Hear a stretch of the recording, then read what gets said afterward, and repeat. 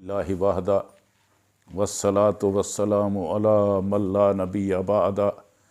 اما بعد فاعوذ باللہ السمیع العلیم من الشیطان الرجیم من حمزہ ونفخہ ونفثہ بسم اللہ الرحمن الرحیم رب اشرح لی صدری ویسر لی امری واحلل عقدۃ من لسانی یفقہوا قولی واجعل لی وزیرا من اہلی ہارون اخی اشدد بہ ازری واشرکہ فی امری کی نسبحک کثیرا ونذکرک کثیرا انک کنت بنا بصیرا قد اوتیت سؤلک یا موسیٰ۔ موسیٰ علیہ السلام نے جیسے اپنے بھائی ہارون علیہ السلام کی خیر خواہی کی، کائنات میں اس کی مثال نہیں ملتی۔ اللہ کے نبی صلی اللہ علیہ وسلم کا فرمان ہے، جس طرح موسیٰ علیہ السلام نے اپنے بھائی کی خیر خواہی کی ہے، دنیا میں کسی نے ایسے نہیں کیا۔ خود پیغمبر ہیں موسیٰ علیہ السلام، اور دعا کا پہلا حصہ اپنے لیے ان کے لیے رب اشرح لی صدری ویسر لی امری واحلل عقدۃ من لسانی یفقہوا قولی، کہ اللہ شرح صدر فرما، زبان کی لکنت کو کھول دے تاکہ میری بات لوگ صحیح طرح سمجھ سکیں۔ یہ انہوں نے اپنے لیے دعا کی، اور اس کے بعد پھر اپنے بھائی کے لیے دعا کی، واجعل لی وزیرا من اہلی ہارون اخی، اے اللہ میرے اہل میں سے، میرے خاندان میں سے ہارون اخی، میرے بھائی ہارون کو میرا وزیر بنا دے، یعنی اسے بھی پیغمبر اور رسول بنا دے۔ اے اللہ کریم اسے پیغمبر اور رسول بنا، اشدد بہ ازری، تاکہ میں اس کے ساتھ مضبوط ہو جاؤں،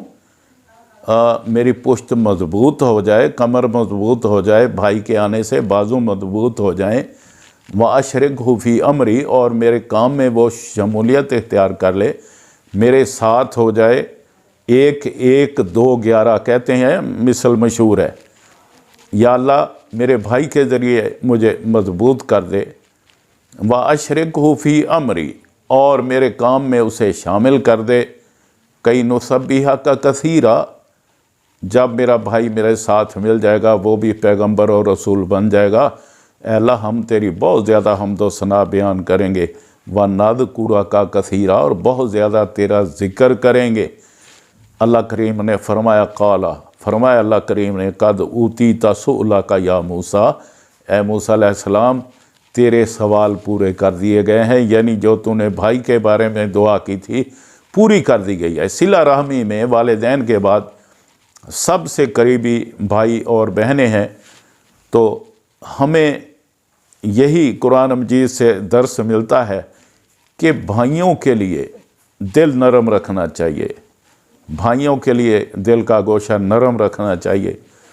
دوسری مثال قرآن مجید میں سے یوسف علیہ السلام کے بھائیوں کی ہے، فَلَمَّا ذَهَبُوا بِهِ وَأَجْمَعُوا أَن يَجْعَلُوهُ فِي غَيَابَتِ الْجُبِّ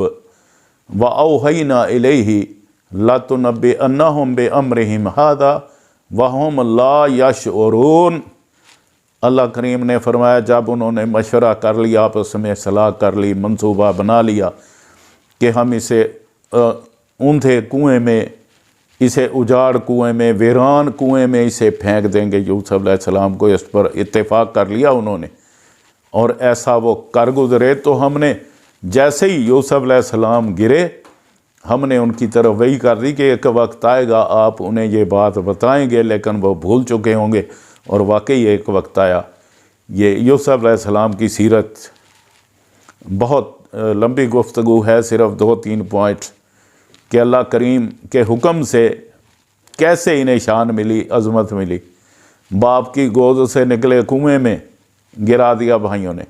کنویں سے نکلے تو بکنے کے لیے منڈی میں چلے گئے، وہاں سے نکلے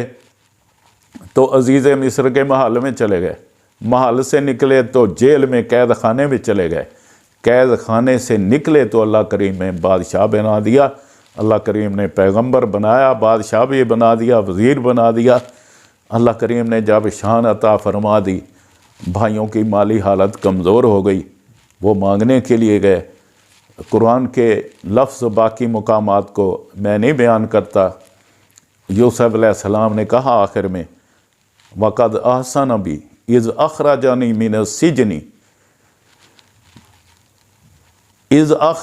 مِنَ السِّجْنِ کہ اللہ کا بڑا احسان ہے جب اس نے مجھے جیل سے نکالا۔ وَجَاءَ بِكُم مِّنَ الْبَدْوِ اور تمہیں دیہات سے اللہ کریم میرے پاس لے آیا۔ اب یہاں بات یہ ہے اصل سمجھنے والی کہ اس سے پہلے جیل سے نکالنے سے پہلے کنویں سے نکالنے کا یوسف علیہ السلام نے ذکر نہیں کیا، کیونکہ ایک دفعہ بھائیوں سے بات ہو گئی، دوبارہ بھائیوں کو شرمسار نہیں کیا، پھر نام ہی نہیں لیا، صرف کنویں سے نکلنے والا ذکر فرمایا وَقَدْ أَحْسَنَ بِي اور یہ میرے رب نے مجھ پر بڑا احسان کیا اِذْ أَخْرَجَنِي مِنَ السِّجْنِ جب اس نے مجھے جیل سے نکالا۔ تو بار بار بھائیوں کو شرمسار نہیں کیا۔ ہمارے ہاں کوئی اگر اسے ناراضگی ہو گئی ہے پھر صلح ہونے لگے تو بس پھر باتیں نکلتی آتی ہیں پرانی کہ شادی کارڈ واپس کیے تھے،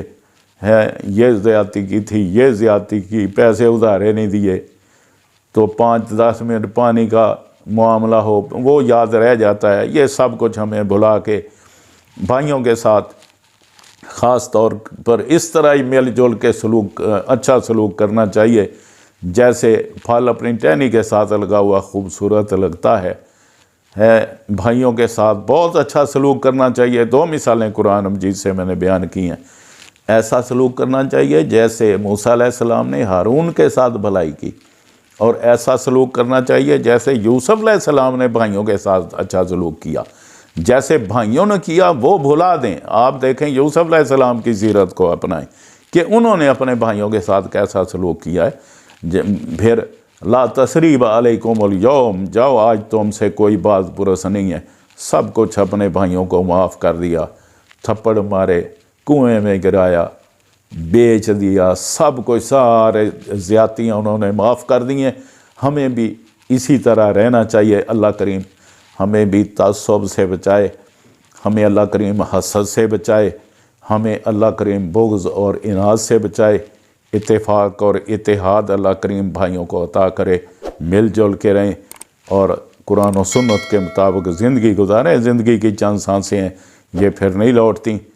سبحان ربک رب العزت عما یصفون وسلام علی المرسلین والحمد للہ رب العالمین۔